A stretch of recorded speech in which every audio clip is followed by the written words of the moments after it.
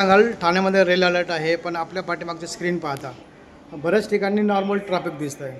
काय नियोजन आहे नेमकं ठाणे आजचं? शहरामध्ये आपले सर्व PI अंमलदार सर्व मेन जंक्शन्सला हजर आहेत. पण ठाणे शहरातून जसं आपण बाहेर जातो तर सकाळी थोडासा इश्यू होता.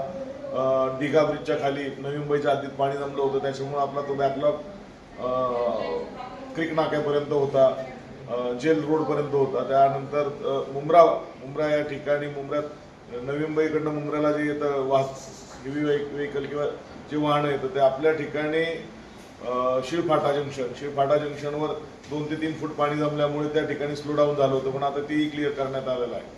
त्यानंतर पुढे आता घोडबंदर रोडवर काजूपाडा ते वरपे कंपाऊंड किंवा चेना ब्रिज या दरम्यान 3 ते 4 फूट पाणी जमलेलं आहे रस्त्यावर.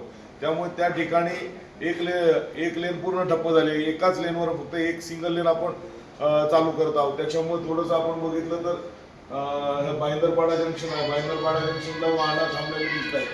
आणि जे मुंब्र्याचं आहे, मुंब्र्याचं जे वाहनं येत आहेत किंवा पारसिक नगर सर्कल जे आहे जे आपल्याला मोठी वाहनं येताना दिसत आहेत, तर ते आहे की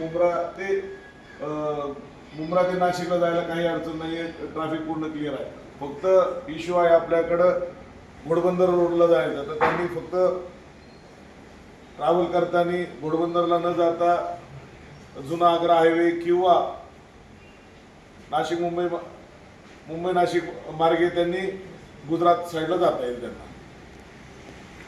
ठाणे स्टेशन परिसर नेहमी कोंडीबंदी असतो, तोही आता मोकळा दिसतो. हा एकदम मोकळा आहे. आपण खाली बघितलं तर या लोकांच्या रांगा लागलेल्या आहेत. बससाठी बसही अवेलेबल आहेत.